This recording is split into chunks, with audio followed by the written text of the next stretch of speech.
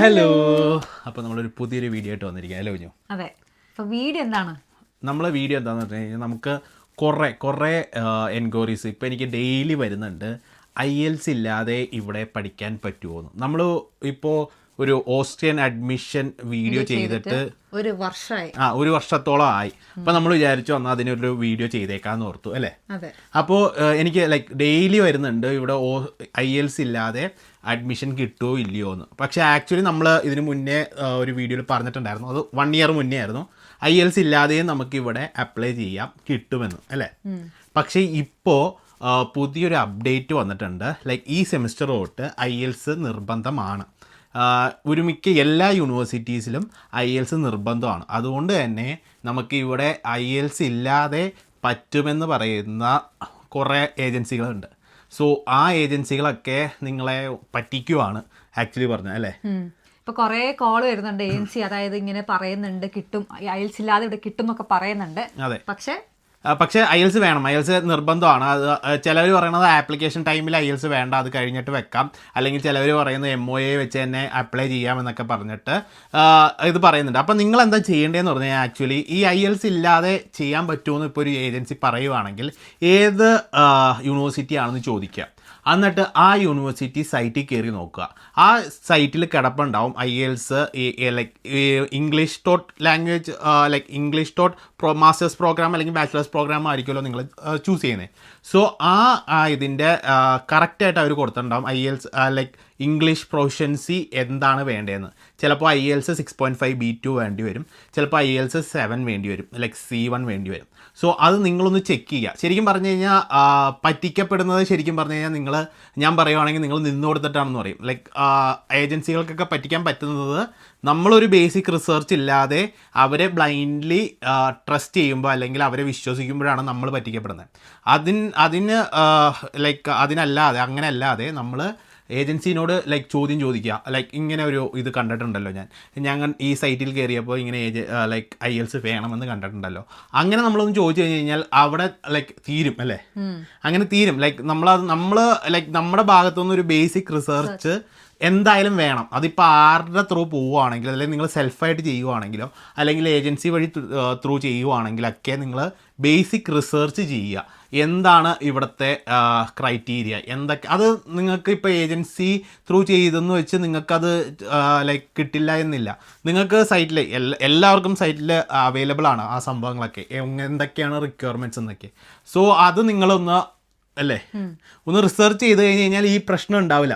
അപ്പോൾ നമുക്ക് ഇപ്പോൾ എനിക്ക് തോന്നുന്നു ഒരു 2-3 വീക്സ് ആയിട്ട് എനിക്ക് ഡെയിലി വരുന്ന ഒരു ക്വസ്റ്റ്യനാണ് IELTS വേണോ വേണ്ടിയെന്ന്. സോ IELTS വേണം. IELTS B2 അല്ലെങ്കിൽ C1 ലെവൽ IELTS ഇവിടുത്തെ യൂണിവേഴ്സിറ്റികൾ ഇനി മുതൽ ചോദിക്കുന്നുണ്ട്. ഇപ്പോൾ നിലവിൽ ഒരു 2-3 യൂണിവേഴ്സിറ്റീസ് IELTS ചോദിക്കുന്നില്ല, പക്ഷേ അവരും ആക്കുന്നുണ്ട്. അവരിപ്പോൾ അവരുടെ സൈറ്റിൽ IELTS വേണ്ട എന്ന് പറഞ്ഞ് ഇട്ടിട്ടുണ്ടെങ്കിലും അവർ പേഴ്സണലി മെയിൽ ചെയ്യുന്നുണ്ട് IELTS വേണമെന്ന് പറഞ്ഞ്. സോ IELTS ഇവിടെ നിർബന്ധമാണ്. പിന്നെന്താണ് കൂടുതൽ വരുന്നത്? സ്പൗസ് വിസയുടെ കാര്യം ചോദിക്കാറുണ്ട്. ഇവിടെ ഇപ്പോൾ നിലവിൽ സ്പൗസ് ഫ്രണ്ട്ലി ആണ്, സ്പൗസിനെ കൊണ്ടുവരാൻ പറ്റും. പക്ഷേ ഇപ്പോൾ ഈ IELTSൻ്റെ കാര്യം പറഞ്ഞ പോലെ തന്നെ എപ്പോഴാണ് ലോസ് മാറുന്നതെന്ന് പറയാൻ പറ്റത്തില്ല. കാരണം എന്താണെന്ന് പറഞ്ഞു കഴിഞ്ഞാൽ ഇവിടെ ഇപ്പോൾ കൂടുതൽ ആൾക്കാർ വരുമ്പോഴത്തേക്കും ഏത് കൺട്രി ആണെങ്കിലും അതൊന്ന് പിടിക്കാൻ വേണ്ടി കുറച്ചൊന്ന് കുറക്കും. സോ അതുകൊണ്ട് തന്നെ എപ്പോഴാണ് ഇവർ മാറ്റുന്നതെന്ന് പറയാൻ പറ്റത്തില്ല. പക്ഷേ നിലവിൽ സ്പൗസ് ഫ്രണ്ട്ലി ആണ്, സ്പൗസിനെ കൊണ്ടുവരാൻ പറ്റും. ഫാമിലി റീയൂണിഫിക്കേഷൻ വിസ എന്ന് പറഞ്ഞൊരു ഓപ്ഷൻ ഉണ്ട്. അതുവഴി നമുക്ക് മാസ്റ്റേഴ്സ് ബാച്ചിലേഴ്സ് പഠിക്കുന്ന പിള്ളേരുടെ സ്പൗസിനെ കൊണ്ടുവരാൻ പറ്റും. സോ അത് ഇപ്പോൾ പോസിബിൾ ആണ് ശരിക്കും പറഞ്ഞു കഴിഞ്ഞാൽ. സോ അതും ഒരു മേജറായിട്ടുള്ളൊരു ഡൗട്ടാണ് ആൾക്കാരുടെ, കൊണ്ടുവരാൻ പറ്റുമെന്ന്. അതും നമുക്ക് ആക്ച്വലി ആപ്ലിക്കേഷൻ ടൈമിൽ കൊണ്ടുവരുന്നതിനെക്കാട്ടും നല്ലത് ഇവിടെ വന്നിട്ട് ഒരു 3 months അല്ലെങ്കിൽ 6 months കഴിഞ്ഞിട്ട് കൊണ്ടുവരുന്നതാണ് ഏറ്റവും പ്രിഫറബിൾ. സോ അങ്ങനെയൊക്കെയാണ് ഈ ഇതിന്റെ ഒരു ക്ലാരിഫിക്കേഷൻ എന്ന് പറഞ്ഞാൽ. ഒരു കാര്യം കൂടി ചോദിച്ചിട്ടുണ്ടായിരുന്നു, പാർട്ട് ടൈം ജോബിനെ കുറിച്ച് ചോദിച്ചിട്ടുണ്ടായിരുന്നു. പാർട്ട് ടൈം ജോബിന്റെ കാര്യവും ഇപ്പോൾ നിലവിൽ ഇച്ചിരി ശോകമാണെന്ന് പറയാം. കമ്പാരിറ്റീവ്ലി പണ്ടത്തേനെ കുറച്ച് അപേക്ഷിച്ച് നോക്കുമ്പോൾ ഇച്ചിരി ശോകമാണ്. പക്ഷെ എന്നാലും കിട്ടായ്മയൊന്നുമില്ല, നമ്മളൊന്ന് അന്വേഷിച്ച് കഴിഞ്ഞാൽ കിട്ടും. ലൈക്ക് ശരിക്കും ഒന്ന് അന്വേഷിച്ച് കഴിഞ്ഞാൽ കിട്ടും. ശരിക്കും അന്വേഷിച്ചാൽ കിട്ടാതിരിക്കുന്നത് എന്താണെന്ന് വെച്ചാൽ ഇവിടെ ജർമ്മൻ വേണം, അതേ ഉള്ളൂ ഒരു കാര്യം. ജർമ്മൻ എന്താന്ന് പറഞ്ഞാൽ ജർമ്മൻ ഇല്ലാത്ത ഇംഗ്ലീഷ് ജോബ്സ് കുറച്ച് കുറവാണ്. ലൈക്ക് ഇംഗ്ലീഷിൽ തന്നെ പാർട്ട് ടൈം കിട്ടാൻ ഇച്ചിരി പാടാണ്. അപ്പം നിങ്ങൾ എന്താ ചെയ്യേണ്ടതെന്ന് പറഞ്ഞു കഴിഞ്ഞാൽ, എന്തായാലും നിങ്ങൾ ഇങ്ങോട്ട് വരാൻ തീരുമാനിച്ചിട്ടുണ്ടെങ്കിൽ ജർമ്മനും കൂടി പഠിക്കുക. ഒരു B1 B2 ലെവൽ പഠിച്ചുകൊണ്ട് വന്നു കഴിഞ്ഞ് കഴിഞ്ഞാൽ നിങ്ങൾക്ക് ഭയങ്കര അഡ്വാൻറ്റേജ് ആയിരിക്കും. എന്താ പറഞ്ഞാൽ നിങ്ങൾ എന്തായാലും നിങ്ങൾ ഇങ്ങോട്ട് വരുമ്പോഴത്തേക്കും നിങ്ങൾ എല്ലാവരും ഇവിടെ വന്ന് ഇവിടെ ഒന്ന് സെറ്റിൽ ആവാനുള്ള ലൈക്ക് ആലോചിച്ച് തീരുമാനിച്ച് വരുന്നത്. സോ ഇവിടെ വന്നിട്ട് നിങ്ങൾ ജർമ്മൻ എന്തായാലും നിങ്ങൾക്ക് പഠിച്ചു കഴിഞ്ഞാൽ നിങ്ങൾക്ക് ആവശ്യമുണ്ട്. നിങ്ങളുടെ കോഴ്സിന് ജർമ്മൻ ആവശ്യമില്ലെങ്കിലും പഠിച്ചു കഴിഞ്ഞിട്ട് ജർമ്മൻ എന്തായാലും ആവശ്യമുണ്ട്. അതുകൊണ്ട് തന്നെ ജർമ്മൻ പഠിച്ചിട്ട് മാക്സിമം പഠിച്ചിട്ട് വന്നു കഴിഞ്ഞ് കഴിഞ്ഞാൽ നല്ല ഈസി ആയിരിക്കും. എന്താ പറഞ്ഞാൽ ഇവിടെ വന്നിട്ട് ജർമ്മൻ പഠിക്കുക എന്ന് പറഞ്ഞു കഴിഞ്ഞാൽ ഭയങ്കര കോസ്റ്റ്ലിയാണ് ഇവിടെ പഠിക്കാൻ. ഇവിടെ ഒരു ലെവല് B1 അല്ലെങ്കിൽ A1 പഠിക്കാൻ 1 ലക്ഷം രൂപയോളം. വേറെ നമ്മൾ നാട്ടിൽ പഠിക്കുവാണെങ്കിൽ അതിൻ്റെ പകുതി മതി. ഈ 1 ലക്ഷം രൂപയ്ക്ക് നിങ്ങൾക്ക് B2 വരെ പഠിച്ചുകൊണ്ട് വരാം. സോ അതുകൊണ്ട് തന്നെ നിങ്ങൾ ജർമ്മനും കൂടി ലൈക്ക് നമുക്കിപ്പോൾ അഡ്മിഷന് ജർമ്മൻ വേണ്ട, അങ്ങനെ എല്ലാ ഏജൻസികളാണെങ്കിലും എല്ലാവരും പറയും ജർമ്മൻ ഇല്ലാതെ നിങ്ങൾക്ക് ഇവിടെ അഡ്മിഷൻ കിട്ടും, കറക്റ്റാണ്. പക്ഷേ നിങ്ങൾ ഈ ഒരു സംഭവം ഇത്രയും രൂപ ലൈക്ക് ഇങ്ങനെ വന്ന് ഇവിടെ ഫ്യൂച്ചർ നോക്കുന്നുണ്ടെങ്കിൽ എപ്പോഴും ജർമ്മൻ പഠിച്ചിട്ട് വരുന്നതാണ് ഏറ്റവും നല്ലത്, അല്ലേ? പിന്നെ എന്താ പറയാനുള്ളതെന്ന് പറഞ്ഞു കഴിഞ്ഞാൽ ഏജൻസികളുടെ ഓരോ കാര്യങ്ങൾ. ഏജൻസികൾ നമുക്കിപ്പോൾ കുറേ പേര് ഇങ്ങനെ കോൺടാക്ട് ചെയ്തു 7 ലക്ഷം രൂപ വരെ ഏജൻസിക്ക് കൊടുത്തിട്ട് വരുന്നവരുണ്ട്. സോ ലൈക്ക് ഞങ്ങളൊരു വീഡിയോ ഇട്ടിട്ടുണ്ടായിരുന്നു ഏജൻസി സ്കാം എന്നൊക്കെ പറഞ്ഞ്. അപ്പോൾ അതിനെനിക്ക് കുറേ റിവ്യൂ കിട്ടി. അവർ ഒരു സ്ഥാപനം ഇട്ട് അവരുടെ എംപ്ലോയീസിന് പൈസ കൊടുത്ത് അങ്ങനെയൊക്കെയാണ്. അതുകൊണ്ട് അവർക്ക് ചിലവുകളുണ്ടാവും. അവർക്ക് ചിലവുകളുണ്ടാവും. പക്ഷേ നിങ്ങളൊരു ബേസിക് റിസർച്ച് നടത്തി നിങ്ങൾക്ക് ലൈക്ക് ഏറ്റവും ട്രസ്റ്റബിൾ ആയിട്ടുള്ളൊരു ഏജൻസി ത്രൂ വരാൻ നോക്കുക, അല്ലേ? അങ്ങനെയായിരിക്കും കുറച്ചും കൂടി ഈസി. പിന്നെ നമുക്ക് കുറേ പേര് നമ്മളോട് കുറേ എൻക്വയറി നടത്തിയിട്ടുണ്ടായിരുന്നു. നിങ്ങൾ അസിസ്റ്റൻസ് കൊടുക്കുന്നുണ്ടെങ്കിൽ നല്ലതായിരുന്നു, നിങ്ങൾക്ക് ഓൾറെഡി നിങ്ങളിവിടെ ഉണ്ടല്ലോ, നിങ്ങൾക്ക് അറിയാമുള്ളൂ ഇതിൻ്റെ കാര്യങ്ങളെല്ലാം.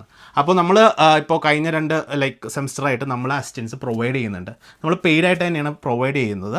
പക്ഷേ ഈ ഏജൻസികളുടെ 2.5 ലക്ഷവും അല്ലെങ്കിൽ 5 ലക്ഷവും അത്രയും ലൈക്ക് ഹ്യൂജ് എമൗണ്ട് ഒന്നുമല്ല. അതിൻ്റെ പകുതി എമൗണ്ടിൽ നമ്മൾ ഇത് പ്രൊവൈഡ് ചെയ്യുന്നുണ്ട്, അസിസ്റ്റൻസ് പ്രൊവൈഡ് ചെയ്യുന്നുണ്ട്. അപ്പോൾ നിങ്ങൾക്ക് എന്തെങ്കിലും ലൈക്ക് എനിക്ക് വരുന്ന എല്ലാ എൻക്വയറീസിലും ഞാൻ റിപ്ലൈ കൊടുക്കാറുണ്ട്.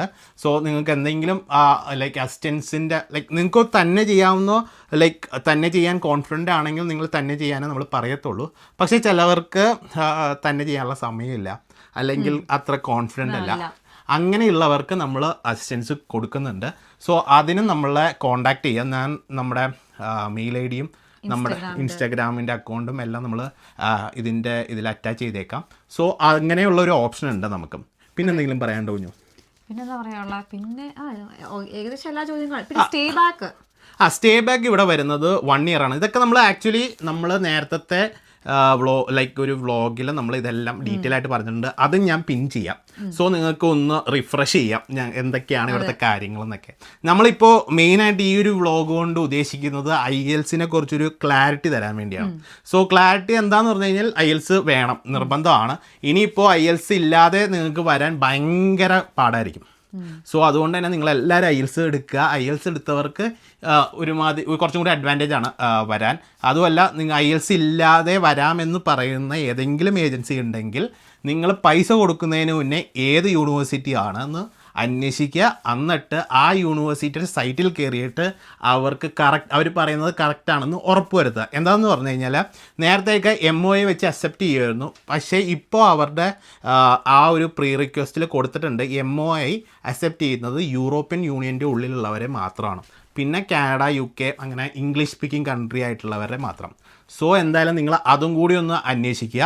പിന്നെ നിങ്ങൾക്ക് എന്തെങ്കിലും ഹെൽപ്പ് വേണമെങ്കിൽ, എന്തെങ്കിലും ഗൈഡൻസ് വേണമെങ്കിൽ, എന്തെങ്കിലും അസിസ്റ്റൻസ് വേണമെങ്കിൽ നമ്മളെയും കോൺടാക്ട് ചെയ്യാം. നമ്മളും അല്ലേ, ഇമെയിൽ ഐ ഡി എന്തായാലും താഴെ ഇൻസ്റ്റാഗ്രാം ത്രൂ ആണെങ്കിലും നമ്മൾ കോൺടാക്ട് ചെയ്താൽ മതി. നമ്മൾ അതിനുള്ള ഗൈഡൻസും അസിസ്റ്റൻസും തരാം, അല്ലേ? അപ്പോൾ എന്തായാലും അടുത്ത വീഡിയോ ഇടുന്നവരെ കാണുന്നവരെ